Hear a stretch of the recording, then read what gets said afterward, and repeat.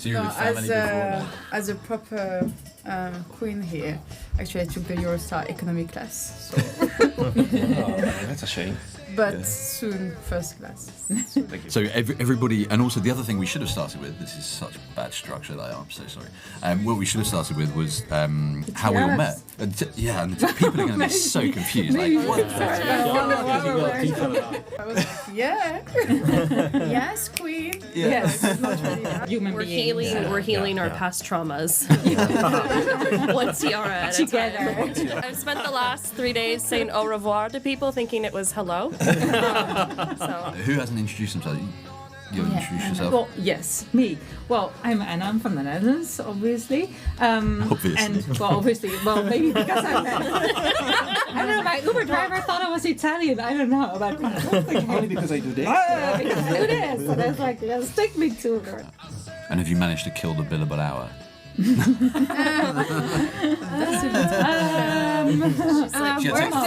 top Nerds. Welcome to the club. Welcome here. Welcome here. Yes, mega sweet. Changing the mindsets, right? Not these hyper-competitive mindsets of lawyers, really kind of fostering a culture where we're rewarding people for being unique and being creative and thinking outside of the box instead of pushing them back into their cubicle and waiting for them to die, you know?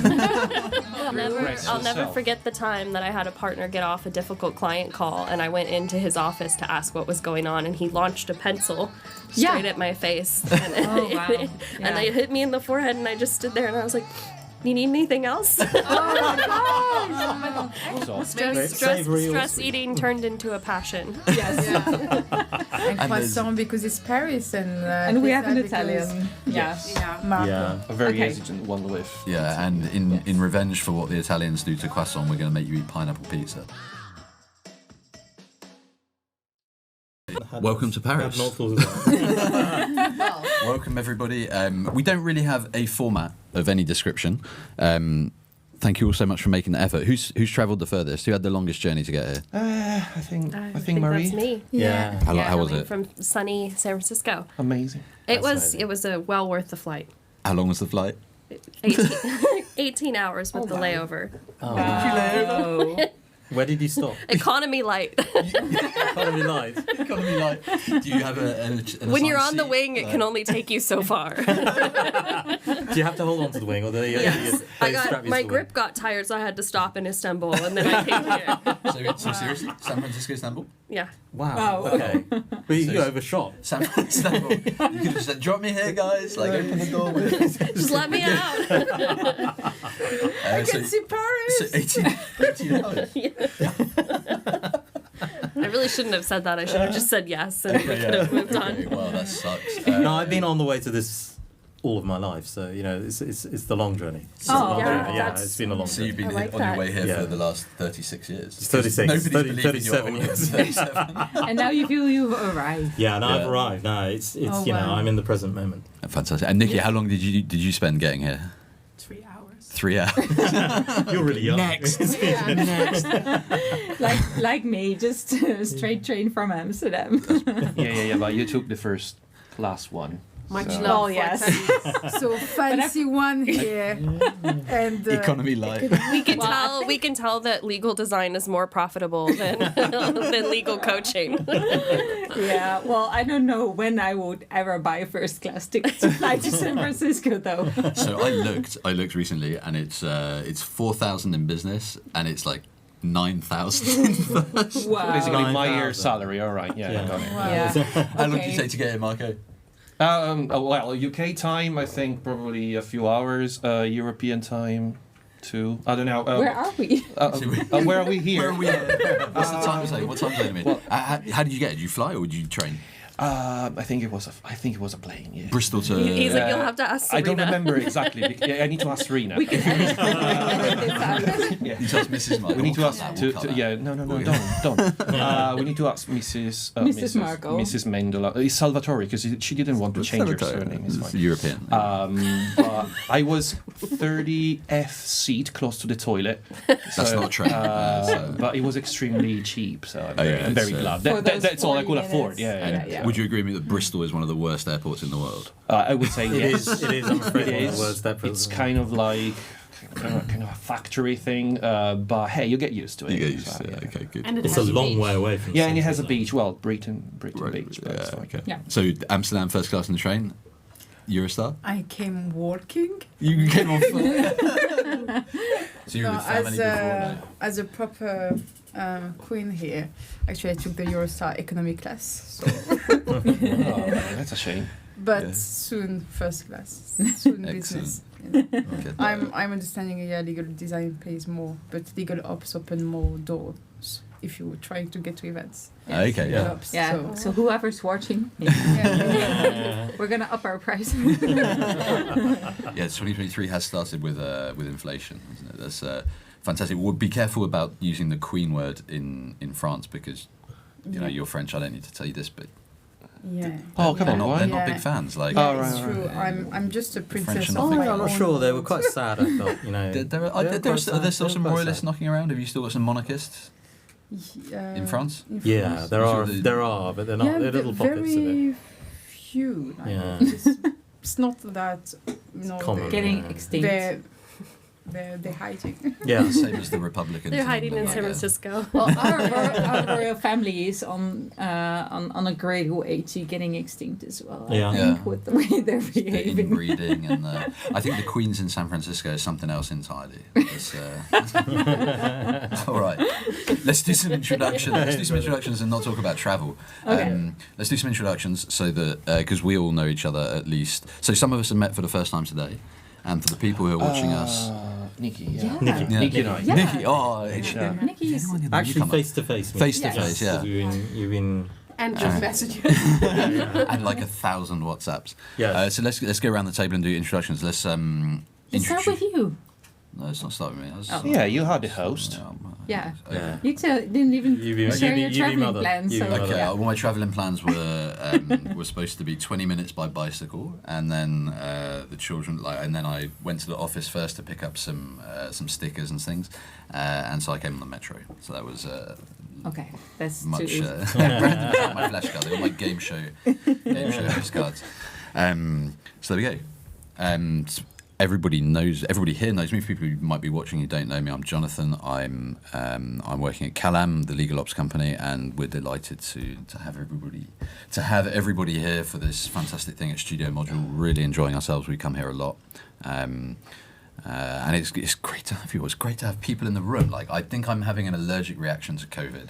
Like there was COVID and lockdowns, and now I'm like I need an office, and I go to my office all the time, and I'm like I want in-person events. And I was like, Yes. Feel to, yeah. Like We all humans want to touch each other. Human. I'm not. I'm not. I mean, I think the combo of cheese plus wine plus I don't know what we what we Have you drank. got the raclette sweat? It was just water and some You're salad. looking very red. Oh God! Yeah. So you need to, if people Yeah. watching don't know what raclette is, they need to Google raclette and genepi, and that was our lunch. I thought you Yeah. were just emotional because you were happy to be here with us. No, it's just the wine. Oh, that's cold. Maybe you can do your introduction now. Of course, Yeah. let's do it now. Let's start. I'm very comfortable, Yes. isn't it? Well, I'm Marco, and I'm. Well, come on. Well, I come from Italy. Everyone kind of understands it because we have proof that I shake hands. I don't trust them, but apparently I do it. Then what I've done? Well, I've studied most of my life, but it wasn't. I mean, I've done law for probably 20 years in 3 different countries, and I've tried my best to not starting to work. So can I do another year? Can I do another master? I can do a PhD, anything. So basically, I'm 36 now, but I've worked for only 5. I've done 20 years of academia as much as I could. But then there was a moment where my family said, Marco, I think you need to start to do something. I think you need to move out. The classic, You got married, maybe it's time to... So he was like the classic mama boy, right? And then, well, come on, long story short, I met Serena, and then she said, no, you're coming with me. We're gonna get married and everything. All right, fine then. So I followed and went to the UK. I tried to do again the lawyer in the UK, but not with great success, because at the end of the day, I'm not. And what I'm doing now, finally, after years of struggles, I'm working in a startup, in a legal tech startup in legal design. It's called Maggiotto. Hi, boss. And Hi, Dennis. hi, Dennis. It's amazing. We can call him Dennis. Yes, it's amazing. No, by the way, and what we're doing? Well, we're doing legal design, contracts, automation, and we're building up a community. So this is what I love to do, and I'm so glad to be here with you today. So. Fantastic. It's awesome to have you as well. Really good. Thank you. So everybody, and also the other thing we should have started with, this is such bad structure that I'm so sorry. What we should have started with was how we all met. And people are going to be so confused. Like, what? Okay, so long. Apologies. I need really Should to we start refresh with myself. the- I mean, I'm getting... Yeah, go for it. Should we start with the legal geek No problem. story? So we'll start with that legal geek story. So the legal geek, and everybody knows what legal geek is. And if you don't Google it, it's a fantastic conference in London. Great show. We had a great time. And all of us. Did I meet you? I didn't meet you at Legal Geek. No.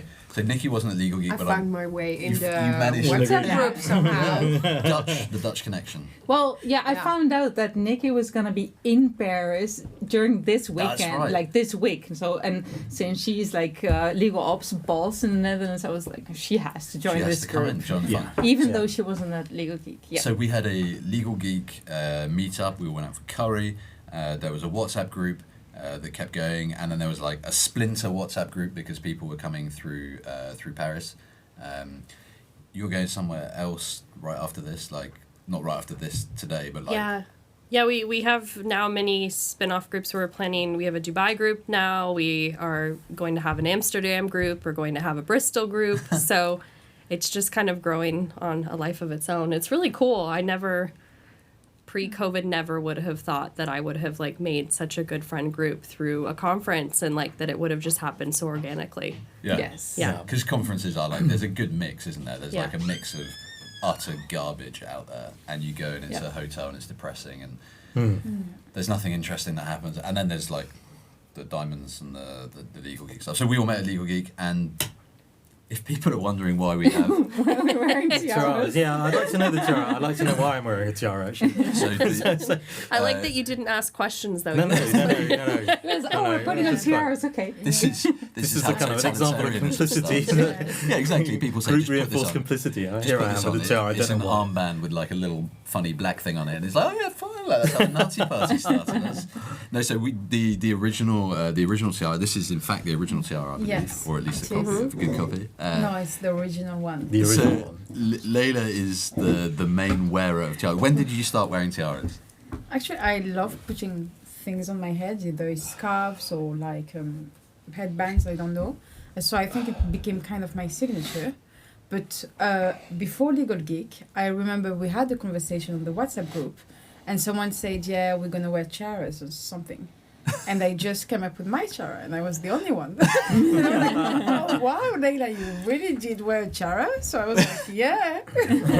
Yes, queen. Yeah. Yes, it's not really that. And so I think the tiara is good for our group of people because we are all individually we have like strong personality. We are very human, like human-centric in our job and in just being ourselves. And it's just like, all of us trying to make legal shine. And so, And that's why we got like paid the today. No one can work a plug-in like that. yes. So I thought the tiara is perfect. It's just like wearing your inner shyness, just outside. So. And the reason, there was a photo of me wearing one that circulated. Yeah. Yes. And that was because when we went out for curry at Legal Geek, Leïla left her Oh, God, I remember. for a brief period. Yes. And I so stole it. So we've all... And let's be honest, like the legal industry needs a little bit of sparkle. Yes. Yes. Yeah, it's more seriousness than any lifetime can hold to qualify as a lawyer. Yes. Yeah, it's People about as much as you can, People forget You that need to do something else. We're beings. healing. Yeah, we're healing our yeah. past traumas. One tiara at a together time. in a talking group. Because Exactly. they say Yeah. fake it till you make it, and I think the way you sometimes you go to an event or you dress up or you do something, it makes you feel better. Mm-hmm. So I'm definitely like, faking this so- tiara. so why not wearing a tiara? Like just like embrace whoever you are. Anyone can be like a queen. I came from a poor background, but I feel like a princess or queen of my own world, and so everyone Yes. should feel the same. Yes. It's not. Yes. Maybe also share Here, let what me. you Let do me. in- I got to squeak in Yes. acknowledgement Yeah, to you, that. Yes. you should probably introduce yourself. Don't you? Yes. Yeah, it's Leila's turn. So I'm, I guess, not too traumatized lawyer. Not so traumatized. I started my career in France. I was specialized in employment law, and then I decided, you know what, I think there is more than that. So I decided to go to the UK, started from the bottom, work my way up, and I just then specialized in commercial contracts and corporate law. And I loved what I was doing, but when I had an opportunity in legal tech, I was like, I am able for the first time to use all my soft skills. I am in sales and / project manager, corporate attorney, and all my soft skills are welcome. I am able to be myself. I don't have to fit in a box. I don't have to look like someone I am not. And people welcome that because I'm actually really helping people. I'm trying to find solutions to their issues when it comes to contract management, not to everything. I'm not a therapist. Unfortunately, not Tiara yet. therapy. Yeah, not yet a coach. And I think this is why I love what I'm doing now. I'm in the right place in the legal industry, driving change and innovation, and at the same time, I'm carrying the message that is the most important for me, which is we have to take care of, the taboo subjects, which is mental health, diversity, etc. And I believe that human plus technology is like the best combo for driving innovation. Squeak, squeak. Yeah. Let's have a squeak. Yeah, it is an improvement. All right, squeaks of appreciation. And that is it. What you say is fascinating, and I think the human aspect of that showed up really strongly in the WhatsApp conversation that we were all on for preparing this, when people started talking about languages. So as an Englishman, I'm like in the top 1% of English people because I speak a second language. Let's go around and we'll go You back to definitely are introductions. part of the 1%. Like, yeah, and who speaks? How many languages do you speak? I speak 5 languages. Which ones? Wow. I speak French, English, Spanish, Arabic, Italian. Oh dear. And I used to understand 5 different Arabic dialects. Dialects, I yeah. think it's those. And used to speak 3, but now I would stick to 1 Arabic dialect, which is Tunisian. Seems enough. Yeah, So yeah. that's That's 3 more incredible. than me. Dutch, English. Dutch, English, German, Spanish, French, in that order. Another 5, so that's 10 between 2 people. Yeah. Oh, well, at home, we're 2 Italian dialects, one from the south and one from the north. It depends if you are upset or you're happy. Then out of the doors, well, let's say, Italian. I don't remember Italian well anymore. I've realized that when I'm with Italian people, I have created my own version because after kind of after 10 years I've been in the UK for 10 years now. My English is still whatever poor, but the Italian is getting worse. So I will say that 2 languages basically. So Italian and English in my own way. Fabulous. Great. So this is 12. Nikki. Dutch, English, German, Wow. learning Italian. Once also started learning Spanish, didn't finish it, and also French, same. So let's hope for Italian to be better. Yeah. And Andrew. Yeah, so I'm another Englishman, but I did become French, so English and French. But my dad and my mum moved around the world, so I learnt languages when I was younger, and so Spanish and Portuguese, not too bad, a bit mixed up. And so I've had a few languages. few languages. Yeah. I know English and Hindi, and I took 5 years of French, but as anyone who has spent time with me on this trip knows, That you don't speak a word. it did not go well. I spent the last 3 days saying au revoir to people, thinking it was hello. So yeah, And it means goodbye. yeah. So yeah, I tried. But you speak Hindi. I know. And that's super cool. Yeah, this is a long, hilarious story, but And that's so funny. That So is we've got really like cool. 15, 20 languages between 7 people, and I only account for 2. But that's who hasn't introduced themselves? You haven't introduced yourself. Well, yes, me. Well, I'm Anna. I'm from the Netherlands, obviously. Obviously. Well, maybe because I'm I don't know, my Uber driver thought I was Italian. I don't know. But Only because I do this. because I do this. So that's like, yes, take me to the rest. No, but because I mentioned it before. I'm a legal designer. I used to work as a lawyer in private practice, and I did it for 10 years. Had a lot of fun, but I am a creative person, and I kept saying things that I thought should be done differently in law, in legal services. And at some point I realized that I wasn't sure whether for my clients I was part of the problem or the solution, and that's kind of a low point. Am I making this worse? Like, Yes, even though I thought I was helping them, but I don't know if my clients always agreed. But that's, I mean, so I'm a legal designer. So I have my legal design business at Gaga Legal Design, and I love having my own road, my own path, and doing whatever creative things I can do within my business, making the legal industry better and a bit more fun and accessible. Fabulous. Okay, well, how about Nicky? Let's while we're in Holland, let's. Yes. I'm Dutch also, obviously. I'm not wearing orange today. But, I actually started my career in developing do-it-yourself platform for legal problems. At that time, it was, I think, too early for the world. It's 15 years ago. Oh, wow. But there I fell in love with the psychologic side of law, the psychology, and I took that with me when I started working at a law firm.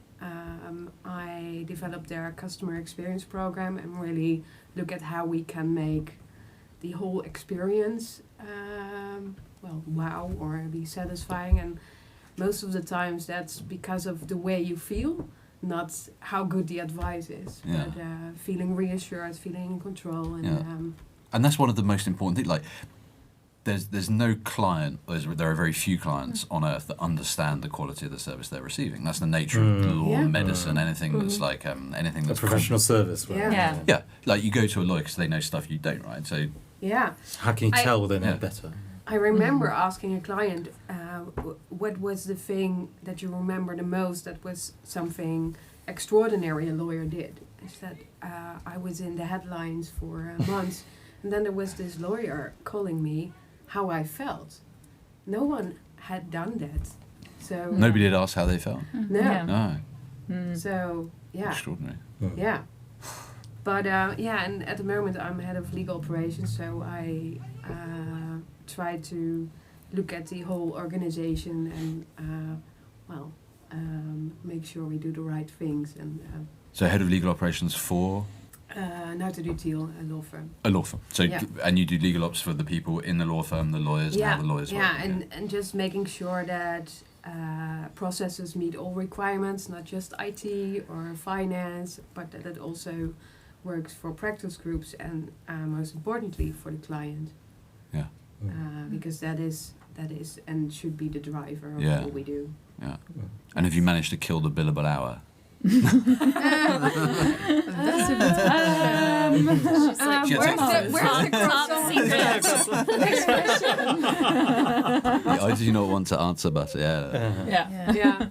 She's like, and now on to Andrew. Yes. Andrew, yeah. So I'm a bit of a strange lawyer because I studied engineering first. I'm a computer systems engineer and a lawyer. But bizarrely in the UK, engineers weren't really regarded, at least computer systems engineers weren't really regarded well. And I thought, well, I'm interested in business, I'll become a lawyer. And so I did that, worked in the city, met a French lady, came to France, did the French bar, worked in-house in France, and there were symptoms of entrepreneurship that started to show. So, you look like a perfect employee. But no, I think that's the thing. And I ended up with an opportunity to do, first of all, a consultancy business, which went so-so, and then I had an idea for a startup. So to do with modular document automation, it's called the Law Machine, and I'm having really the time of my life, I think, professionally speaking, at least anyway. It's coding, it's designing, it's going out and selling, it's meeting people like you guys, it's getting to use the creative side of me that really just I felt went to sleep and hibernated whilst I was a lawyer, and it's unfortunate that that's the case, but yeah, it really felt like that went to sleep. I'm a builder, I love learning, I'm a nerd, I love welcome languages. to the So club. anyway, so that's Welcome that's here. really, Welcome here. Yes, mega sweet. And it's funny how so many of us have similar stories to like how we did like the traditional thing and employment law. And I was prosecuting then business law here, and how that kind of that creative side, that artistic side that we're trying to, I don't know, get back in touch with is not, I don't know. It's different. Just not used. Obviously. Yeah. When you're a lawyer, there's no. I was in big law, and there's no creativity there. There's like the clients all turn up, and they all look the same. They've got the same, different colour tie maybe, but like they're all basically and the human the same. centricity, I think, is similar to what we're doing. That kind of gets lost in big law or large legal departments. So it's like, who is this actually for? What do they need? Often when I ask my clients that, they're like, "It's for everyone." I was like, "No, that's not good enough." I was like, "What do they need?" Let's have a chat. And Marie. You haven't done a proper introduction yet. I am, for anyone that doesn't know me, I'm Marie Widmer, and I started out in civil litigation firms as a paralegal, and decided that was not the life for me, and went to law school. I don't know how I thought that was going to make things better, but rent is expensive, so I worked full time during law school and got a job as a contracts manager, and that immediately pushed me into CLM, which then pushed me into the land of legal operations.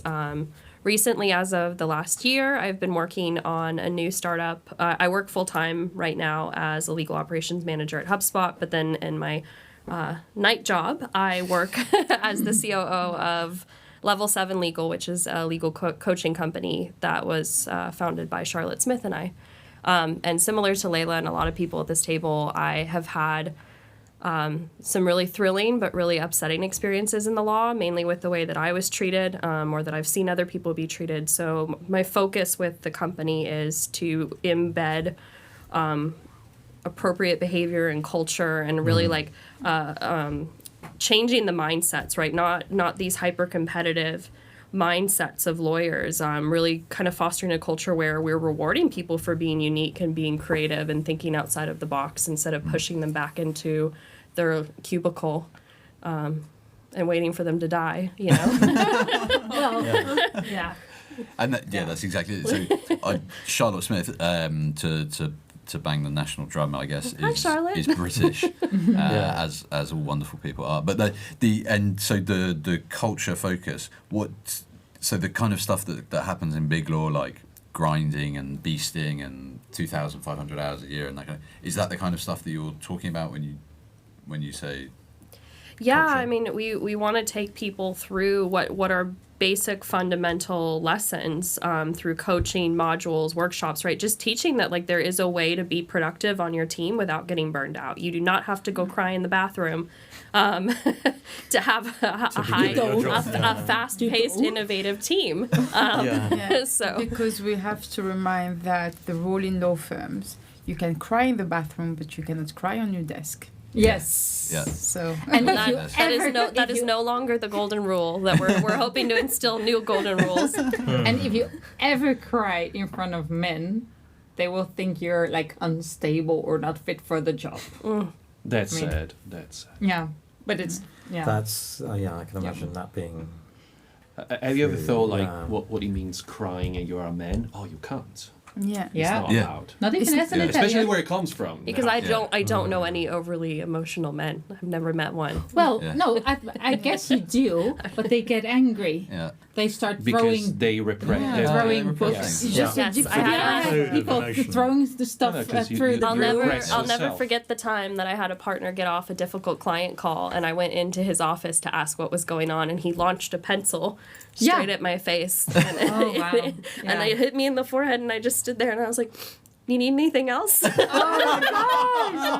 actually, crying is just a chemical process of Yeah. your brain being overloaded. Yeah. It's, Yes. it's really Yeah. natural. And like shouting at people or throwing stuff or crying is all the same reaction. Yeah. It's Yeah. just we have different opinions on it. I remember once when one of the partners was screaming at me for something he was upset with something the client did I didn't do, and I was like never buying.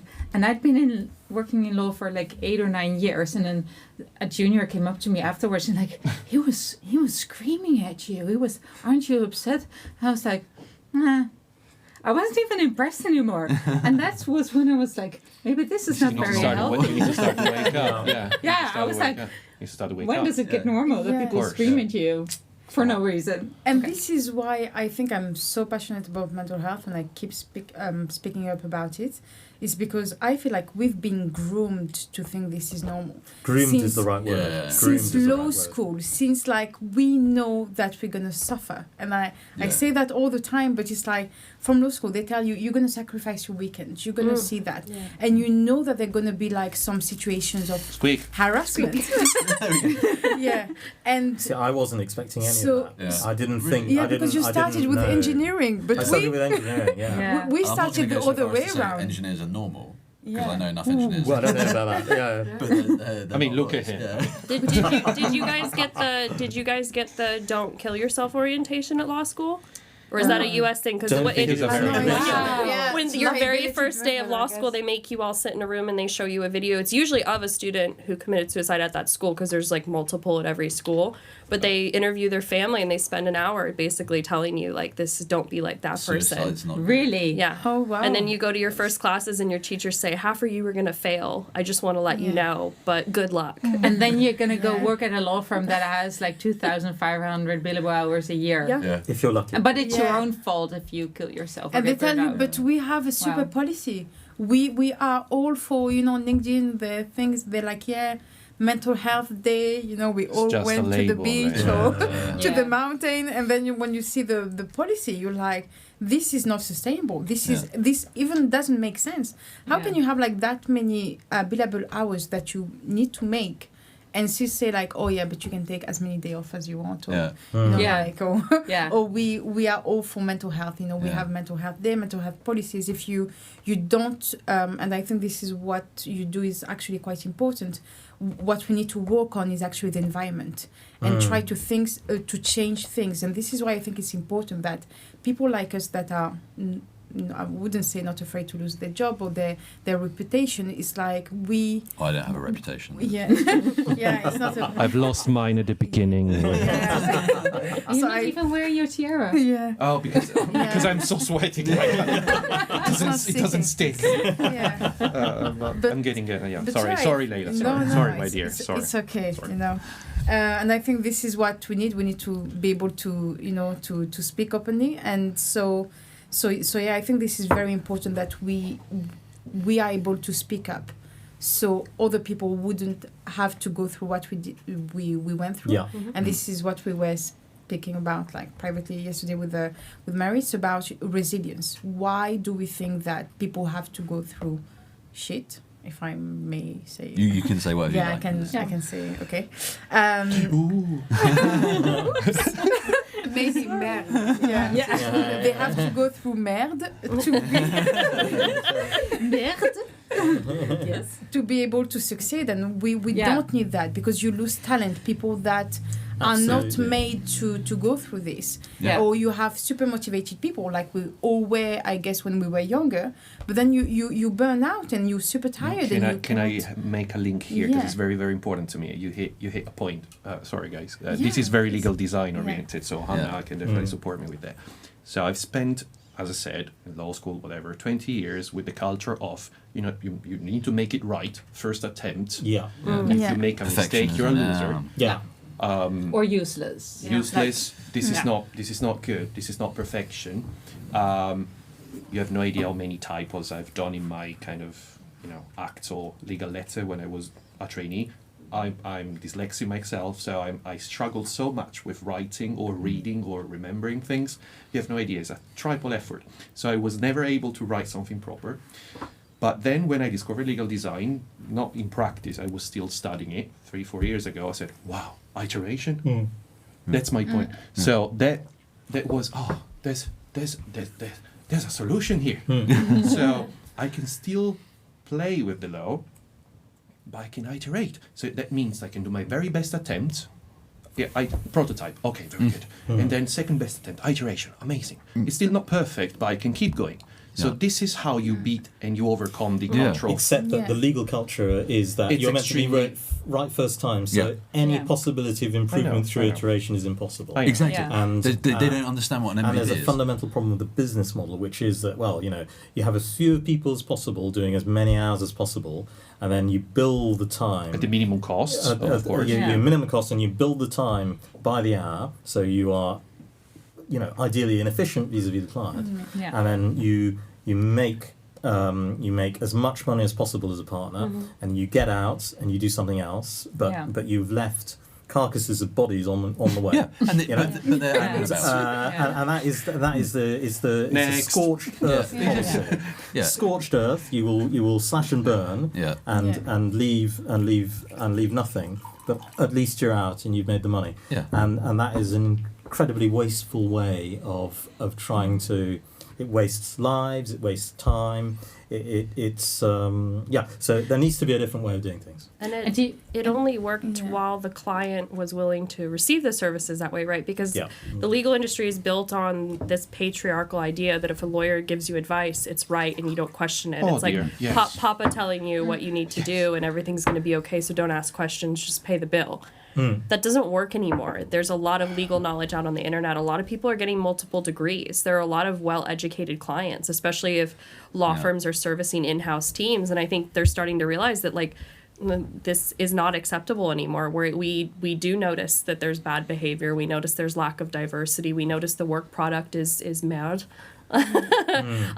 Because it's not being iterated and they're not using the available technology and resources to give us a better experience and to give us a better work product. So I do think I love seeing that, like, not only is legal operations changing the legal landscape, but the client themselves are starting to smell they're starting to notice that the perfume doesn't smell as good as And there are so many areas to learn from. Like, I mean, I'm engineer, so I've learned about DevOps, and DevOps is all about how to use kind of the techniques you use in manufacturing cars, Toyota, in software, but you can exactly reproduce these things for legal, and it's all to do with getting your work done in small batches, going as fast as possible, but getting feedback when things are wrong. So the culture of being a lawyer where you can't say that something's wrong prevents that, and then continually experimenting. So that's anti-lawyer culture, and continually learning and building reliability into everything you produce in that way. But you have to really change the way you work to get to that, and that is the way I think personally that you're going to get better work products in the end. Yeah, because there's such a conservative profession. Everyone's so keen to make to de-risk and to make sure there's nothing that can go wrong. And I had lunch with a very good friend who happens to be a partner in a firm in Paris. And we were talking about the billable hour, and he does litigation, arbitration, big disputes, typically, between 500,000 and 3 million, 5 million in fees over a single matter, which will last 3, 4, 5 years, depending on the. And he said, I can't possibly, estimate my time over that time span. I don't have enough of a volume to get a decent average to be able to do fixed fees and so on. And we started talking, and then he started talking about write-offs. And how, well, when I have this client, I can do my hourly rate, but it's this much, and then I have to do a write-off because they wouldn't accept to pay that much. And I was like, well, you've already done it then, haven't you? Like, you've already broken the link between the amount of time you've spent on the file and the amount of money you're charging the client. And you're not doing it by, you're kind of preserving the link because you're writing the total volume here and then you're just sort of estimating something else. But there's still no mechanical link between your volume and the I think that's the original sin, the link between the volume. Yeah. Because that's where everything flows from, because that's what drives the poor treatment of associates, because you pay them this and you charge them out at that, and you've sort of diametrically opposed your interest between the associates and the law firm. So you've got the associate's interest is to do the least amount of work possible for the same income. You also want to do the good quality work, so you've got a good CV. So you get promoted and whatever, and you get good visibility. And the law firm's interest is to make your life as shitty as possible, because for every single hour you're not spending with your family and you are spending at work, the partner makes an extra $400, $500, or $600, or whatever it is. Do you guys also think, like, I'm always I think and this is my opinion, but so I'm starting to pose like an open question, but I already have an opinion. Do you think these kind of things that we're signaling here about the legal industry, mostly law firms, I think that the things that we've discussed, also have been a catalyst for legal tech and design?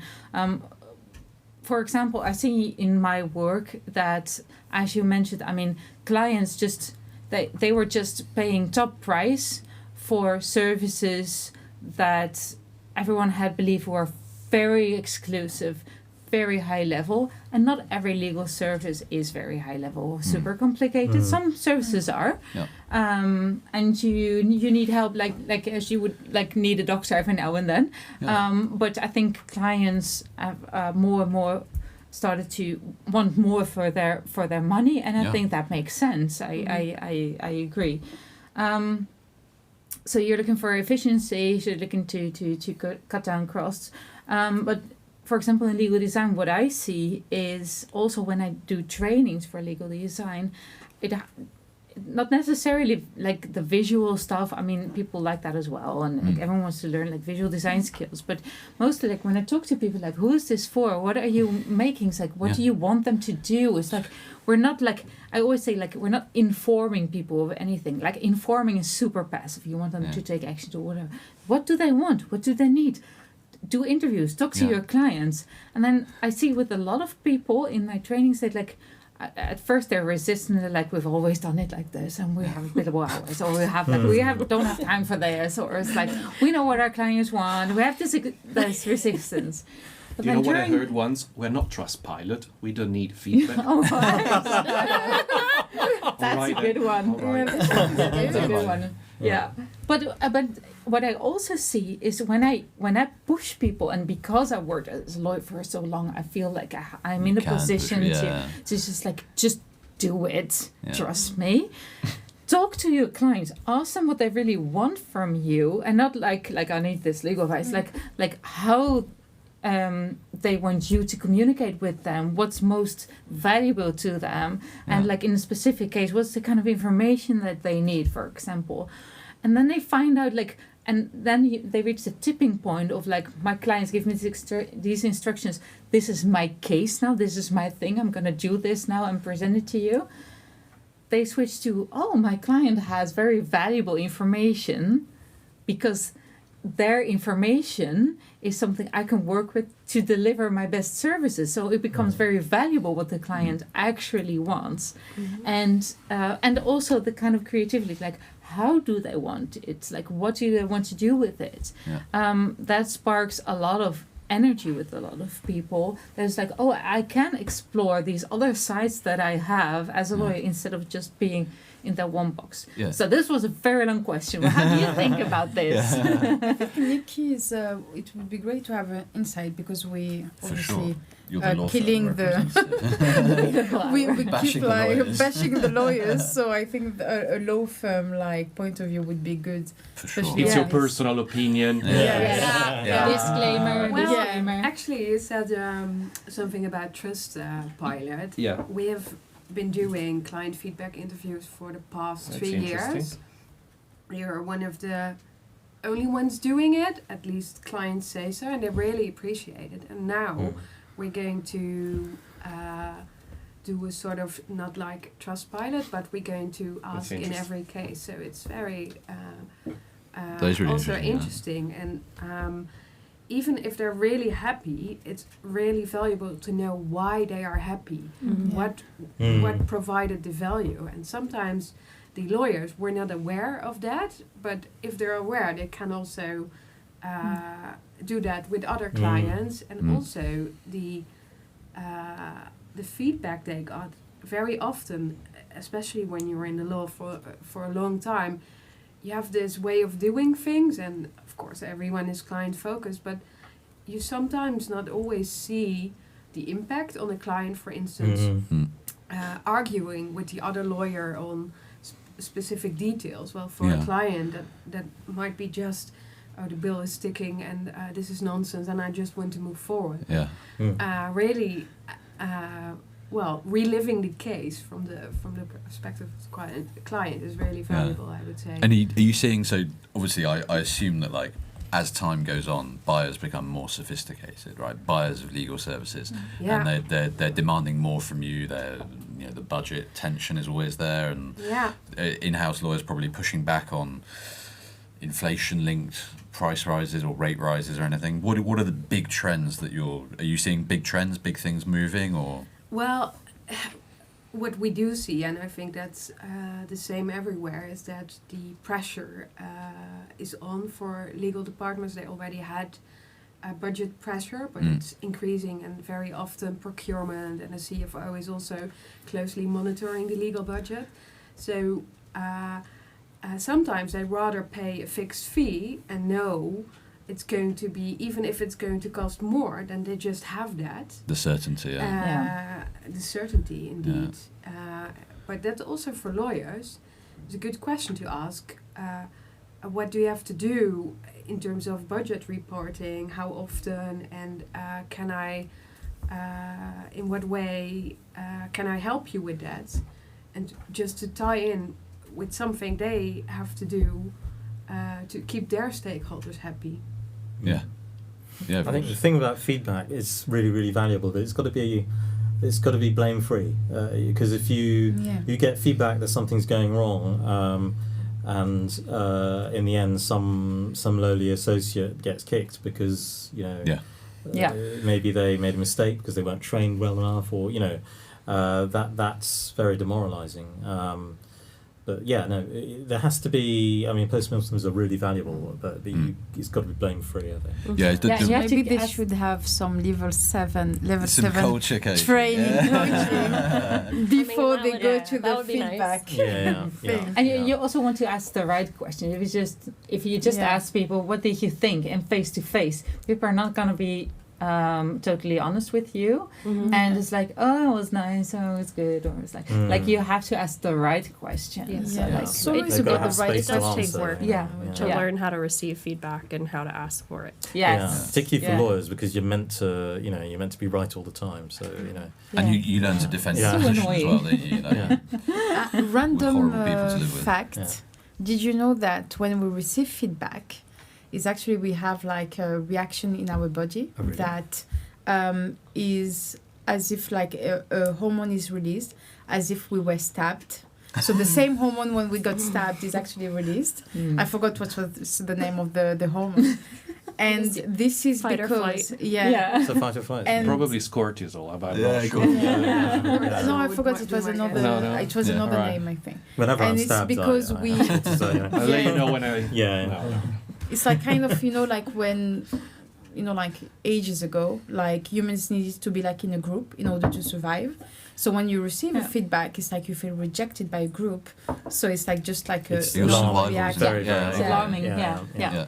So that's why It's fascinating. we don't react well It's to feedback. terrifying. We're trying to get better, all of us, I guess. Yeah. but it's a normal reaction actually when we receive bad and feedback. also it's a natural urge to answer to feedback, yes, but, or whatever, Yeah. to get into a Yeah. discussion where I've always been told, like, feedback is a present. So whatever you do with it is your choice. But if you're asking for feedback you're getting it, that's that person spending time to help you improve your work. Yeah. So it's just, okay, thank you for the feedback. Yeah. Yeah. I think that's Um, why legal ops is so hard to introduce sometimes into teams, because it by nature it is feedback.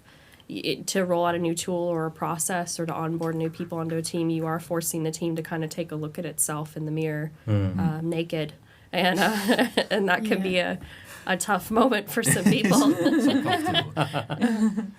With or Do you without wanna- the tiara, I though. wanna look at some- Yeah, let's do some questions. Yeah. Yes. Yeah. Oh, right. Yeah. Yeah, so for us beautiful Get the listeners, croissants? we Yeah. did collect Okay. some questions. We did some flashcards. We did some flashcards, and we have some Oh, questions yes. that we Yeah. connected. We have Please is it a croissant of This is a croissant. the croissant of communication? Yeah. Yeah. Oh yeah. Where you can say. Yeah, if you fast. speak, you squeak. Yes, so I Yeah. guess Jonathan will ask the question, and then whoever wants to speak should grab the. Which yeah, we all the have a no, question we and be able should to go like, like this, like a yes, Like a should buzzer. like choose, university challenge. who's- Okay, so the first question, Marco, is actually for you. Oh, come on, really? No. It was about pizza toppings. Yeah. Do you remember we said like Yes. Ooh, team pineapple. if there were more people, Careful. Oh, maybe we haven't explained what's with the croissants and the pizza as a pastry thing. Yeah, Yeah, in no, our I think maybe we event. need to go into that. So quickly. I think Sort of the brief croissant and the introduction, pizza is simply because I think we share a deep and abiding love of carbohydrates. but- Yeah. Yes. Yeah. Correct. That's all. Okay, Yeah, thanks. I think that's it. That's it. Stop. Savory or Stress sweet? eating turned into a passion. Yes. Yeah. And And croissant because it's Paris and And we pizza have an because Italian. Yeah. Yeah. Marco. Yeah. A very Okay. exigent one with. Yeah, and in revenge for what the Italians do to croissant, we're going to make you eat pineapple pizza. No, so we asked people. He's taking it so seriously. Now that's the cortisol. I can see the cortisol coming out of his Yes. brain. Just stabbed him. So we asked people. Just cortisol We asked reducing. people Exactly. if All over the pineapple table. was a legitimate pizza topping. And do you remember The poll. the poll said, and the numbers say. So you have to put some numbers up. Yeah. No, you're okay. You're safe. You're safe. Look, Yes. look.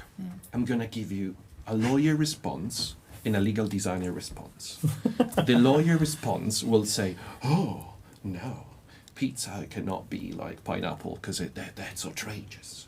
You can't." A legal designer will ask what your client wants. Okay. Yes. Yeah. Okay. What's the user experience This is with exactly pineapple? what happened to me a few weeks ago. I went to my usual pizzeria, obviously selected or selected, and all the right things. And Of course. I got my usual. And then Pineapple. What is your good Yeah, one. what is your what is your What's your usual My pizza? usual is margherita with mozzarella di bufala Yes, that's mine okay. too. with a bit of olive oil. And the fresh rucola. Nah, this is a thing for you. Oh. Dutch for people. your yeah. That's a Bauhaus pizza. It's just minimalist. No, the Yeah, plus. yeah. So, Bauhaus. look- Bauhaus pizza. I don't think they like the For the Germans. designers here, we have a Bauhaus pizza. Again, this is stuff for Northern European. But all right, fine. No, apart from that, then a bunch of guys came in, like 5 lads, all right? So a big team. And they said, okay, we want 5 pineapples. And then they left, and I was laughing, pineapples. And then I had a chat with the pizza man, and he said, you're laughing, but this is what pays my rent. So this is like, so let me say that, yeah, as a legal designer, I would say, okay, I mean, if your client wants it, I mean, stop Can't say judging. I mean, listen, and do your very best to do your very best version with the pineapple. So if you Yeah. really want to be a bastard, you just can pick a tiny bit of pineapple. And, Like 3 bits of that's it. pineapple. Yeah. Okay, But- fun fact. Sorry. My name is Anna, and in Dutch, a pineapple is called ananas. Ananas. So when Same I as was Also in Italian, yes. so when I was French. younger, it was ananas. French too. So I like. Oh, I pineapple. am. So that's your Not name. necessarily Oh, on so- my pizza. Yeah. So Yeah, the poll, that's what fantastic. was the score? So the poll Is it a has- good answer to you, my It's a friend? good answer It's to a very you. serious. Just a further pineapple What are our fact is numbers? that in Portuguese, ananas is a pineapple is abacaxi, which also means a problem. So yeah. Abacaxi. So with a Yeah, problem. so yeah, pizza with a problem. Yeah. Yeah. So I like- think you agree with that. Good, Yeah. good. Yeah. I like it. So 30% of people said that pineapple was a legitimate topping. So you- 30. That makes sense. 30%. Makes So sense. Ah. 70% Well, were in the just- BBC research, it was the other way It was, around. it was even 51%? Yeah. Well, that Well, means BBC you have to cancel the license fee. they don't Have a better understand. audience. But besides for pineapple, isn't it just people seeking the ideal combination between sweet and savory? Sweet and So it could savoury. also To maybe have the full pizza- pack. pizza You want to mango. experience everything. Mango. Why Yeah. order dessert separately when you can eat it all at once? Yeah. There is, Tiramisu that's pizza. the point. There's We're a all point. about automation and efficiency here. True. Yeah, Yeah. but That's why I try small, the small pizza batch size. blender. Small Like, batch give size. me a straw and Efficiency a- and full? I don't know. Because you want to take time for the real deal. You Yes. know? Yeah. Yeah. It's like you want to be efficient for the task that you can automate. Yeah. Yes. And No take added value, real yeah. time when you're Sorry, which spending firm you quality work on? time. Plug. Oh, really? I didn't know that. Yeah, Where did you work? Yeah, I don't know. Like, Oh, Ibrahim. so yeah. It's, yeah. And you make squeaky dog toys? Is that? Yeah, so it's more about when you want to save time, money, you know, take care of your mental health and But it's a contract review and management. And a bit of this. Yeah. Yes. And this is the money you're saving. Okay. Pastries. Question- Pastries. Next question. Question two. Yeah. Pastries. So we asked people what their favourite pastries were, and we had, pain au chocolat, which is a classic one. Crêpe. Oh. What? Classic. Yeah. It's not a pastry, but fine. Yeah, Kids pastry. eat them at 4 o'clock. Like kids eat them yeah. for goûter. Yeah, It's, like it's why sweet, not? Yeah. sweet carbohydrates. It's just like you gotta be, it's a you gotta be pancake. open minded It's about gonna be that. good, You gotta be open And minded. waffle or chandeleur something. today, I think. And chandeleur. It's Yesterday, It's pancake yesterday. season. Yeah. Yesterday. What is yeah. chandeleur? It's Shrove Tuesday. It's Shrove the first Tuesday, it's Tuesday a before pancake Lent day. starts, so it's pancake Yeah. day. Pancake day. Pancake are Dutch. I know that by experience, isn't it? No, but we have Isn't it, the, my friends? Yes. no, It's but not we have the American. No, as a French Frenchman, I would say pancake. they're Well- Oh, okay. from Brittany. Oh, Yeah, from okay. Brittany. Yeah. And it was because they didn't have much money, and so that was the cheapest thing to do. All so right. it's like flour and Water, egg and milk. And that. etc. that you put. So that's how And we local ingredients. Right? Yeah, So with it's lots of local milk and- ingredients, yeah, so- yeah. Yeah, Well, lots of that's milk and how not much the- anything else. And now you pay £12 to have a crepe in Britain. Cheapest ingredients. And you are just like, okay, yeah, I'll have a crepe. This is how you make it. You work in Ibrivia. You work in Yeah, Ibrivia. yeah. Yeah, so we need Yeah, pancake more automation. tips about saving money. Pancakes at the Plaza Athénée, like. What else? Yeah. And the other More pastry. the most elaborate answer we had was a hazelnut meringue mocha tart.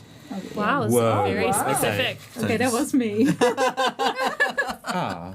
You didn't have lardy cake. I did not. Lardy cake is No. What's that? Oh, it's a an British English. It's an thing. English Yeah, thing. yeah, It's a but British. It was a British it's thing. not. It is. It's very, very high in calories, and you could put it Is in that a the- rocket. It's with the two it's colors. Right. It's like it's got Super- raisins in it, a super lot of fatty butter. on top. It's quite fatty. Fatty. Fatty. Yeah, it's very, Very it's a fatty heavy, fat, yeah. heavy. Yeah. Is that like Heavy a thing. steamed pudding kind of thing? No, Yeah, it's it's like like it's kind somewhere of. between Is it kind Eccles of cake a bread? There's and there's something kind of like early 20th century or late 19th century about Yeah. it now, and like dripping and yeah, there's beef fat. It's think it's basically- animal fat. It instantly clogs your Oh, it's got arteries. it's got lard. I never in it. tried that. Oh, that's brilliant. Is it No, that's quite light in comparison. I think I saw that on the Great British You win a Baking week Show. of, Yeah, it's certainly not good for the No, health. you could put it in your WhatsApp about Tesla. It will what generate is not electricity. nice. It's quite powerful. Anyway, I just thought that Can was, we, that can was we one that would power never- legal tech tools on You can it? power legal Yeah. tech with lardy cake. Oh, Yeah. More questions. More questions. Ibrevia. Yeah. Legal ops role transitions. So there was an interesting one about how there was somebody mentioned a Magic Circle law firm said that there's not a huge amount going on there, which was interesting. Legal ops role transition. How has and we'll do a quick fire round. How have you seen legal ops roles changing over the last year? So 2022. What changed in legal ops? I think now it's the new hype. Legal ops is the new hype, and they are not like kind of second-class paralegals doing some task. It's like a proper role where there are like efficiencies, and now they literally, I feel like legal ops is the new black in legal.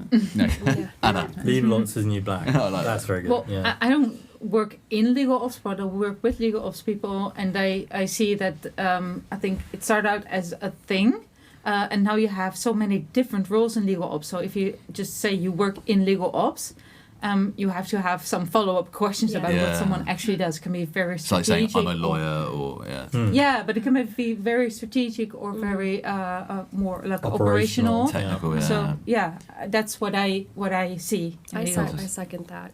Yeah? Yeah. It was like they were just hiring legal ops generalists for a while. And then you got hired, and then they tried to make you do everything, and it was terrifying. And now there's niche roles for every subject matter expertise. So we have enablement people, and data people, and project management people, and contracts people, and I completely agree. Do you see a difference between the US and here in like mainland Europe, for example? I didn't get into the legal ops scene in the UK until about a year ago, but I do feel like the US was a little bit ahead in terms of building out those specialties, and I think that was a lot driven by our overexposure to legal tech vendors recently, especially with CLM. Yeah. We had like that first wave with, now we have like 50 CLM vendors in San Francisco. So I think that drove a lot of the roles that you've seen popping up at tech companies. Yeah. And I've been saying there's going to be consolidation since like 2005, so maybe I'll be right this year. We'll see. It's definitely coming. You can smell it. Yeah. Yeah. The VC boys are circling. The lack of capital and the lack of profitability means that, there's a kind of... What have you seen changing, Andrew? Yeah. Legal ops What I really observed talking to people that do legal, there's either an absence of legal ops, or there are people who are quite advanced and they have little teams. And the attitude is punk DIY. It's like, what have we got? What have we got? Punk DIY. Yeah, what have we got? What can we make with it? And so, you've got these people who are metaphorically wandering around with tartan and safety pins and pink hair and spiky and tiaras. And so that attitude to me is really exciting, because it's a question of, what is the problem I got to solve? How can I solve it in the minimal way possible? Yeah. And then they iterate, often using things like Power Apps. Yeah. Often using just what's lying around the office to make something work better and see.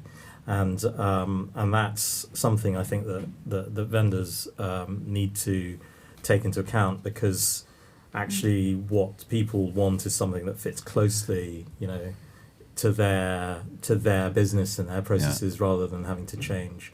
I think that that legal isn't a strong enough function to be able to change the way the business works because they bought a new app. Yeah.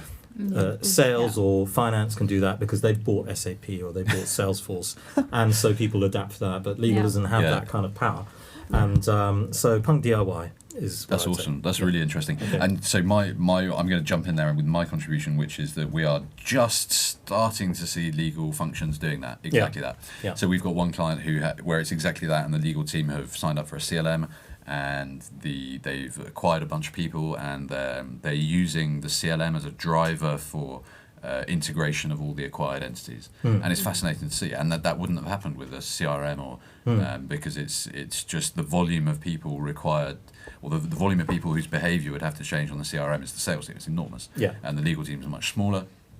And so that's the lever that they've chosen for the overall integration. So that's my very small side note. Like we are starting to see that, but punk DIY and native solutions is definitely something that will continue to. Law firms, Nicky, what's happening? Well, not just law firms, but what I see in the Netherlands, I think the hype started there as well, and a lot of companies are creating roles very often. They then post this job offering of a legal operations specialist with a very junior profile, while the things that you're doing, especially as the first legal ops, it's organizational change. Yeah. Someone with 2 years of work experience cannot deliver that. Exactly. Yeah. So it's a bit of a paradox, that one. Please lead strategic change at this billion-dollar company. Exactly. 3 years max, 35 grand. I have never. It's such a senior role, but what I see with legal operations, and I've been in the role for a year now, and I've done a lot of implementations with software as well in the past, but I just now see the huge psychological aspect again, because for something to work, it does not work with training alone or it being a good process. It works when someone adapts it into their daily habits. And I think that needs much more consideration. If something is a habit, it doesn't take any effort anymore. But if it's not in that pattern, you have to constantly chase people to do it, and you will never get the 100% adoption. And that's hard with lawyers as well. Like it's a conservative constituency, isn't it? It's people who've been doing the same thing, business-wise, for literally thousands of years. Like that's all we've ever done. And so to come away from that is super tricky. Sorry, go on. So and for law firms, I want to add that I think it has become much more difficult to actually practice law with all the regulation and the pressure from compliance. And so I think a legal operation role is actually adding a lot of value, because there are so many requirements that the matter life cycle has to meet, that you need someone who reviews the whole to make it work for everyone. That's really interesting. Like how the regulatory environment is impacting even the lawyers themselves. Marco, what's changed? I just want to add something to what Nicky just said about it's very funny and not so funny as well that there are positions for legal operations and for people that maybe have 1 year of experience after uni, or it's really a paradox. I mean, I think at the same time, when young lawyers see opportunities like that, say, oh, that's for me because I don't want to be a lawyer, so to speak. So I can still play with law, but I don't need to be a traditional one. So I think, because I'm very close to students, I always try to, because I feel a student myself. I think I will never stop feeling that. So I always try my very best to support or to have a dialogue with students from everywhere. And everyone is saying, I really want into legal ops or legal. It's amazing. It's amazing, which means that it's good, it's healthy, because you're thinking that you want to do something that fits you.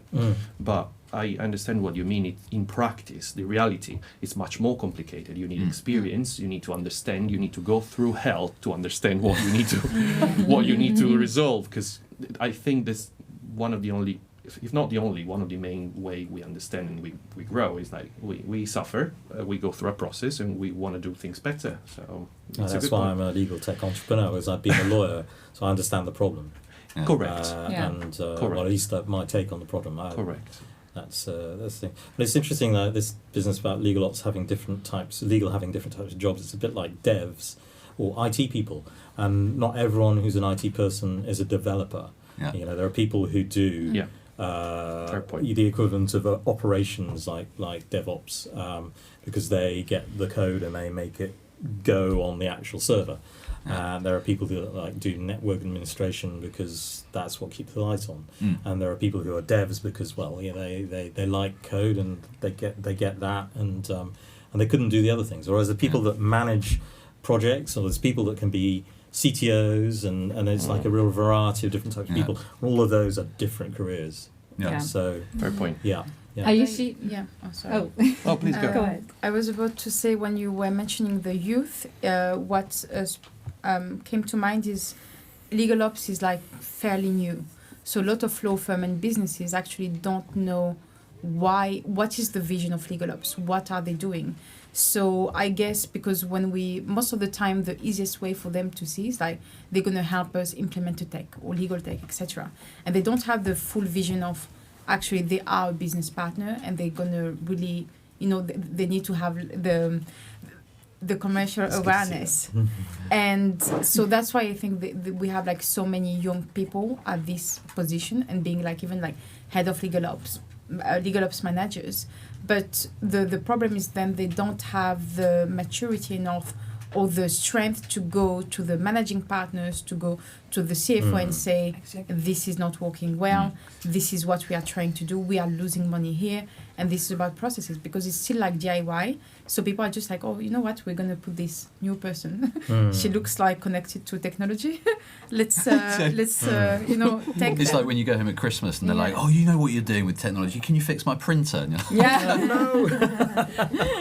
I can't fix it. And because as well, it would cost so much money to take a lawyer with a lot of experience that has like commercial awareness and put them on that new job. I think people are less afraid to spend money on a consultant because it's not the money that comes from inside. You don't have to take a budget of it and hire a it's not person. headcount. It's not headcount. Yeah. But thinking, okay, I need to take someone that will be like actually a similar partner of the GC, someone that is as important as the GC, or like let's say they would report to the GC. I think it's like a bit frightening. Yeah. Because we mentioned earlier, legal ops is not about implementing tech; it's about the full version of the vision of the business, the strategy. Yeah. And the other interesting thing that we've seen this year is chief of staff roles. Chief of staff roles hit in France. They've been around for a while in the US. Chief of staff to the GC and that kind of thing. And legal COO roles are popping up too. We're not there yet. We don't have those yet in France. But there's a leadership issue here because if you don't get it at the level of the CFO, the CEO, at the CFO level, you're not going to get headcount. So there's a question of where the movement comes from. If it comes from the top and there's buy-in at the levels that can fund, then you've got a chance. But if it's really, you're fighting a battle to be heard, then it's not going to work really. Yeah, and actually, what you said and what you said, if it is a very junior role, it says something about the willingness to really invest in and make it work. It's follow the money. We talked about that last night. If it's very junior, then it might just be someone made a case, but it's not carried by leadership. So it will be a lost battle. And I've had this with clients where I've gone with the GC to a board meeting with the CEO and there's the CFO and the head of sales and all that kind of thing. And we were talking about process and a quote to cash, a relatively standard quote to cash tech company, and they were saying that the head of legal couldn't have budget for a sort of a chief of staff type role. And we were going around the room, and I was like, well, there's the CFO, and there's the head of RevOps, and there's the head of sales, and there's the head of sales ops. And I was like, all of these C-suite jobs have their own ops teams, and your legal team doesn't have anything, and you wonder why the legal team can't give you information and can't give you data or information on your contract. Like that's why, because you're not investing in the function. And it's really interesting. We're starting to see people understand, which is great. And we need to market ourselves as lawyers better as well. I think what's missing is people don't know what data is important for the business. And I think if we start with the right questions and we go to the CFO, we go to the C-suite and say, this is what we can deliver. And what you mentioned that we have to get naked in front of the mirror. Like, not literally. Not literally. Obviously. Unfortunately, there are no mirrors here. So. I wouldn't do with him, though. It's okay. We cut. We cut that in the editing. Yeah. And we'd like to point out that Calame does not approve any of the views expressed by any of the participants in this meeting. And we have to see what's going well with legal, because we always talk about the problems, but legal do a lot of things really good, and we have to take this data, ask the real questions. So when you come and try to defend your project in front of the CFO, this is what we've done. This is what we were not able to achieve, and this is how we could do it. Because you cannot go and say, oh, I have a super project. Okay, what is it? Oh, I've seen this very shiny tool and I want to hire this super person to help me with that. But what's the goal in there? It's always about, like in legal design, what are you trying to achieve? For who? So the internet clients. And how are you going to do it? And you cannot go to the CFO without having these questions answered internally and have the right data. And this is when you leverage external consultant, or maybe your legal tech provider that is trying to sell you a tech. Maybe it's the moment where you're like, okay, before I go and even buy, I need to being vulnerable. Oh, yeah, vulnerable. Absolutely. Yeah, That's vulnerable. perfect. So it's like a blooper. It's okay. No. There are some words like this, like being vulnerable. So we have, I think, it's about always like being human and like vulnerable. Vulnerability is not a bad thing, and we have to embrace it and be okay. and this is where you are able to collect the data.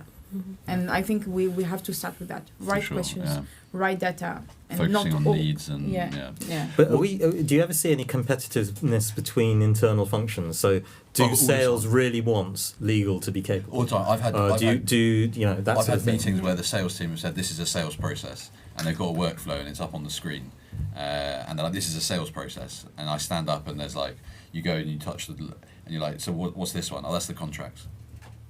And they're happy to say that's a sales process, and they want to own it, and they don't want you to have anything to do with it. So there's definitely politics and power grabs and everything. We've got some. We're just going to go through the questions that people have sent in. I think Hannah was trying to say something, isn't it, Hannah, ages ago, but then you forgot. Probably. I forgot. You forgot. Okay. Then the question to me was about legal ops. Let's go through the questions. Let's go through the questions that people asked. Ananas. Which questions? We've got questions that people sent in on the form that we'll go through, and we'll vote for the winning question and send them a croissant and a tiara. But before that, I want to know what vulnerable is in as many different languages as you know, and I only know vulnerable and vulnérable. What's vulnerable in Arabic?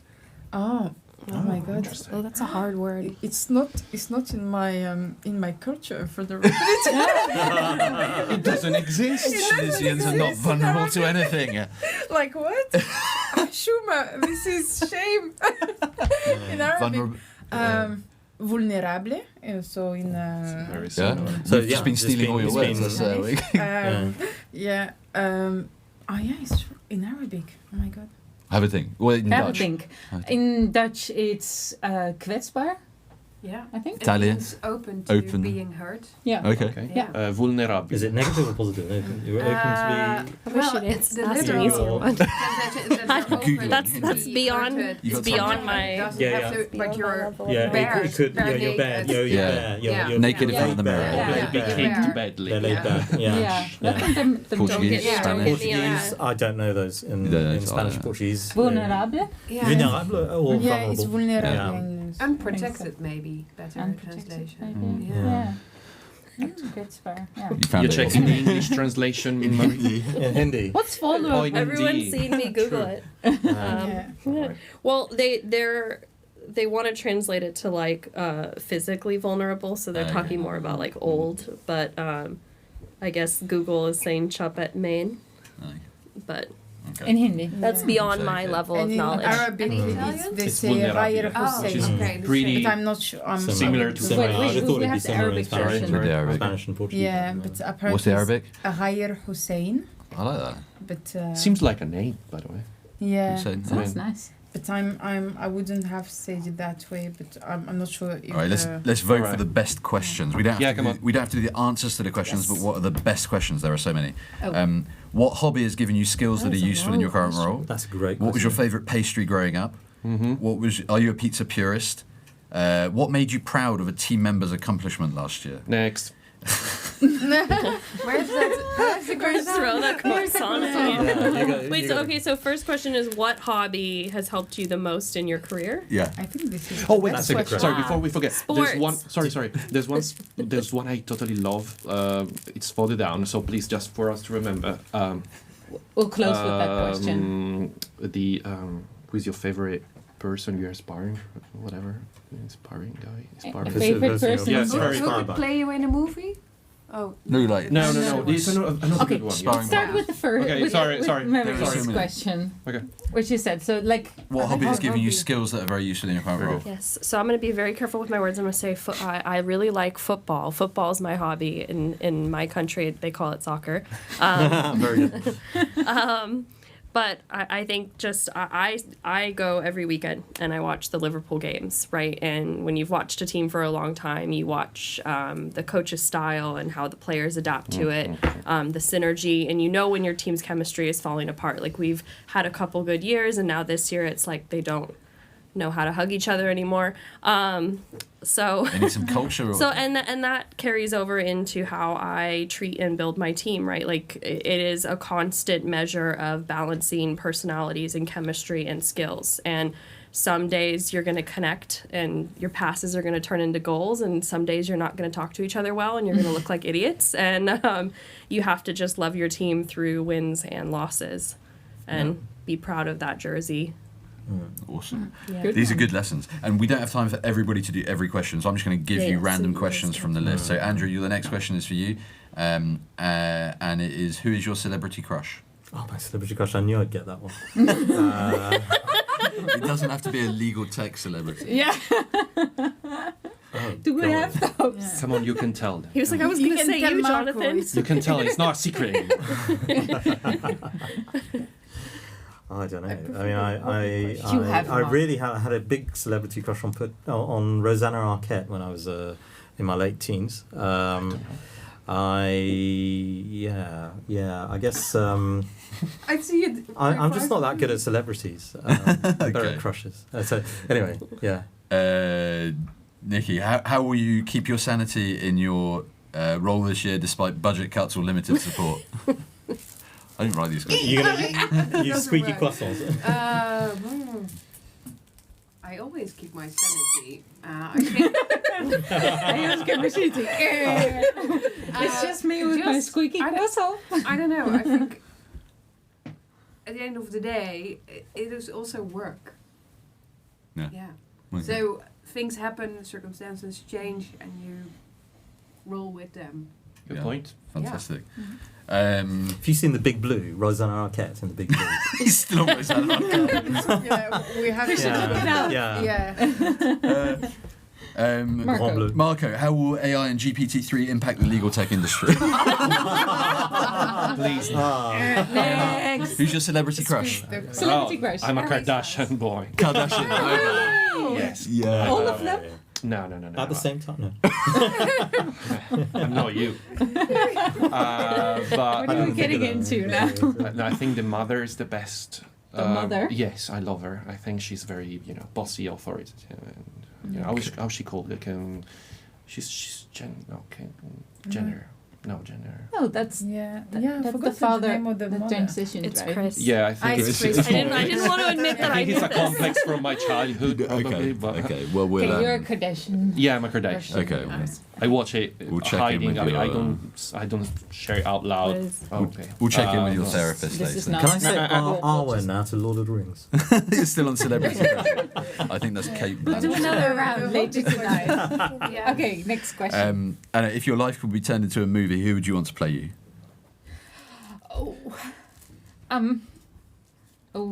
I don't know. Who could play me? I could Apparently- see like It's Anne a diff- Hathaway or Kate Winslet. Yeah. Or Natalie Portman. Really? Why? Ooh. Yeah. Well, I consider that a compliment. I think I would be more interested in would be if I would play me in a movie, and then who would be my co-player. But maybe that connects to That's who's my complicated. celebrity crush. I would like to have my celebrity crush play in my movie Yeah. with me. Okay. Yeah. And That's that it. is Harry Yeah. or not? I think Harry Styles. Yeah. I have a thing for a 20-year-old singer, songwriter. Yeah, amazing. Okay, give her the tiara. Her name is over. Yeah, so that's it. I really deserve it. I mean, I'm Uh, obsessed with anyone 55 plus. That's why the Kardashian. Ah. So, Wow. Yeah. Okay, so I'm not stating my preferences on microphone. that's off the record. We'll, This is very cut that, we'll informal. yeah. Okay. Okay, next question. Okay. Next question. Leïla, what's your biggest achievement? What did you find hard at first that you didn't think was going to be hard, and what was actually easier than expected? So something that was biggest achievement, something harder than expected, something easier than expected. Biggest achievement in life or in... Pick anything you want. Oh, okay. So in life, I would say my biggest achievement was hiking 1,000 miles. And Wow, that's Wow. quite a long way. so yeah, Mr. Flight. so at least, and I was not Bootstrapping. I yeah. was gonna say we do have trains and stuff now. Like, where did you Yeah, hike? during 2 months. Actually, I Economy did. lights. She Like, came. from- She walked here. Yeah, so I told you I walked here. So I just started to walk since Legal Geek last year. so no, I actually I did from it's path called Saint-Jacques de Compostelle. So Oh, it's right. Yeah. former like pilgrimage path, and I started in the middle of France in Auvergne in Puy-en-Velay, and I went till like the coast of Spain, Fisterra, and Oh, wow. obviously I went to Santiago de Compostela. But when I started, I was supposed to do only 300 kilometers. so I'm not sure how much in miles, and at the end I did 1,700 kilometers, which is 1,000 miles. It's more than 1,000 miles. Yeah, slightly a bit Yeah. more. And few years before that, I was quite sick, and I needed like assistance to breathe. So I had like a machine that helped me breathing, like that I had to plug myself 3 times a day. And I think that's why that was like my biggest achievement to date. So it was 4 years ago, because I wasn't sure I would be able to do that. And plus I went on my own, and I had, my backpack, and I didn't know that it would be like that heavy to carry, like every day. And I think this is like where I see like parallels with my walking life is sometimes you just start a journey and you kind of have an idea of the direction, but you're not so sure yet. But what is important is every day, like as you said, like it's habit, is waking up, going and enjoying the journey. And I think this so that's why it's like harder and at the same time maybe easier than expected. Well, one answer for all three. Beautiful. Very good. I don't want to speak for everyone else. That's What's it, the finish. tiara? Oh, the Yeah, tiara's yours. I think The it's tiara's yours. yours. Yes. It's your mark. Yeah. Yes. Yeah. Yes. 12 points. Yeah. It's Eurovision, isn't it? And then and the last question No, for so you. there are no questions left. Oh, that was no. everything. Also, So That whose was is the That's one favourite do- question? so we just need to pick whose question did we think was the best out of all of those. Well, we should ask, what is your celebrity I crush? missed Yes. my Now, question. who is ironing your shirts? Because they're amazing. Yeah. I mean, they're Yeah. kind of... Yeah. This is a non-iron shirt. Oh, okay. What were you I saying? There were haven't more ironed a questions. shirt in 5 years. Mine were not among those. There are your lots of. questions? No, I was just lying because Okay. I don't want to answer any questions. And on, you okay? Let me Yeah. pick one. Yeah, we have I'm gonna to pick go. one for you. Yeah. Yeah, that's Letting- not how this At works. least a couple of tricky ones. Yes. How will AI and chat? No. Do it. I would take that one. I would take that one. Yeah, I'll take because- AI and No, ChatGPT. no, no. No, Chat no, GPT no, is it's gotta be- too serious. ChatGPT. I think our we've viewers will be ChatGPT mad out. if we It's talk font, about. it's super big. How old are you? That's not the question. Ignore that. Okay. No, that's not Asked a and question. answered. I'm not Okay, gonna this answer. is too serious. Do we have more? Where are all the other questions? You can like that arrow at the top will take you to the other. to the Or maybe Nikki yes. has more questions, so maybe you can ask her. Oh, there's some in the chat. There might be some in the WhatsApp. Is John Williams a good singer? Show it to us. Oh wow! I have too Are much you a respect. Sing Radio singer? Gaga. into I the- have too much respect for the good people of Studio Module who are recording the sound for this. I'm not going to inflict my singing upon their equipment or their ears. But then the question is, why does someone think you're a good singer? Have you ever done any singing? Like You've been caught singing in yes, the past. have you been quote singing? I think Is being this- is caught this is the right Emily phrase. punching you? Yeah, I'm sure it's Emily. I'm sure I recognise this question, and I recognise the mischievous. No, and being caught singing is exactly the right word because Emily, you it is did- usually a crime. It's, Yeah. I would also You're- like to say that Emily has still. We're still waiting on the delivery of the wig photos. The wig photos? What's that? So I have a dark past as a barrister, and barristers have to wear wigs yes. to go Oh, to true, Yeah. true. to go Right, to the yes, Crown that's- Court, Okay, and so no That's the fun thing that wigs, obviously but you like- suppress as far as you can. I was so glad when Google and the European Union and the right to be forgotten. I was like, yes, like straight onto like delete all that. That's all gone. Posted down. Oh, the really? memory For hole. real? Yeah. You did it Yeah, for I had real? to wear a wig. Right. Yeah. I thought it was a joke. Next No. event, we're It's going a to be joke, wearing really. wigs, It's a but joke, not yeah. like the lawyers' wigs, but like fun wigs. No, I have the least Oh. fun wig in history. It's like a 17th century powder. Like, it's Yeah. just, Does it have the curls? It has curls. Yeah, it has curls. Oh. and little Proper. rat tails Is at a the back. mullet? Yeah. Yeah, the little mullet. It's got like a little. Yeah. Like, I think that's a good model to show diversity in the profession, right? Yeah, you've Do you also brush it then to keep it in? No, so the thing is, like, when you get it, it's like it's white like this, right? So it's white like this when you get it, and Do you buy it new or yeah, is you it buy like, it new. It's made out of horsehair and it's white, It's and probably Does it have a from name? water. The It's like second-hand wig's not $700 great, bucks, yeah. Did you name it? it's like $700. And the first thing you do with it is you Yeah, go and you no, kick right. it down the stairs because you don't want it to look white. You don't want it to look fresh because then you turn up in court and everyone's like, oh Jesus, I need my sunglasses. What's that on your head? And it's cool to have a really old and battered wig because you only have one for your career. You're only allowed one. You- What you if you only lose it? Well, you have to find it. Like there's it's just like it's an extension. Like of signs your on wig. the subway. Has anyone seen my wig? But Marie asked you, did you name it? No, I didn't name it. No, you can't name Oh, something that's and then a kick it down the Golf. stairs. What's wrong Oh, with that's a you? missed opportunity. You're a monster. Yeah. Garfield. No. And so you kick it downstairs, you make it dirty, and then you wear it on your head. Do you still have it? Fluffy. With me? No, I don't have it. It's in a Quality Street box under my bed. Okay. Okay, so thank you very much, everybody, for coming. Oh, wow. Give yourselves a round of applause. Yes. Can we take our tiaras off now? You can if they're Oh, taking it off. I want to take at least one of my tiaras off. We should Indeed, thank I'd be a Calame. big shout. Thank you. Yes, Thank you very much for Calame. organising this. For hosting us. Yay. For making legal For shine. making making Legal Legal Shine. Shine. Yeah, thank you And then, everyone for coming. so, Thank you for coming. Yeah, I did the least amount of work. Well, So who are we going to give this to? deserves the It's yours. biggest It's tiara. yours. It's I- yours. You have the best story. Because I'm actually a bit. I love that tiara, so I have a backup tiara for myself. You have a backup tiara. Oh, that's great. I was afraid to lose. So actually, you bought an extra one. You have has a second. Very, you have a very crap lawyer. Tiara. This is very. So actually, That's I have legal. a That's operational redundancy. yeah, I was like, if I lose, I'm not And you losing. still have it. At least you're a self-aware lawyer. Well, I think Jonathan's got to wear it because he is the wearer Yeah, I of tiaras. think so. Yeah. Yes. I'm gonna do Of another course, man. picture. Yes, that's Yeah, exactly. you. That's Exactly. you. One tiara to This is rule them all. heavy. Okay. I This is know, like- it's a And real then- tiara. All right, go for it. Go I'm for not it. joking. My I word. put all my budget on it. We have extra, like we have a lot. Say Yeah, I've got très two joli. already. already have I've got two, yeah. Yes. We You are should have all two as Cheering winners. and goes. Okay, we're all, okay. Yay. Give it up for Jonathan. Now, come on, let's share a couple of words for this man. Yeah. A great Thank host, Great host. kind friend. Yeah. Thank you very much. Exactly. Brilliant. Very Brilliant glad to be MC. here. Thank you. Brilliant Let's, MC. This is brilliant. let's all And yeah, go and, stay eat some tuned pizza. for future Yes. tour Future events. episodes. Exactly. And But if you want, next so year. next year, so Yes. next year, everybody that's taken part, I think, is having fun. We'll see. Yeah. We'll see how it Yeah, goes thanks. later. Of course. There will See be if we have another a one of fight these at the events, pizza and if somebody gets chinned for ordering pineapple pizza, we'll review the position. But we are gonna invite more people to the next one, and it will be in Amsterdam. Amazing. Yes. Amazing. Yeah. Amsterdam, so fantastic, nice Nicky and and I will accessible. be hosting you. Nicky and Anna are going to host, Yeah. and then we're going to line up London, Bristol, San Francisco. We're going to go everywhere. Yeah.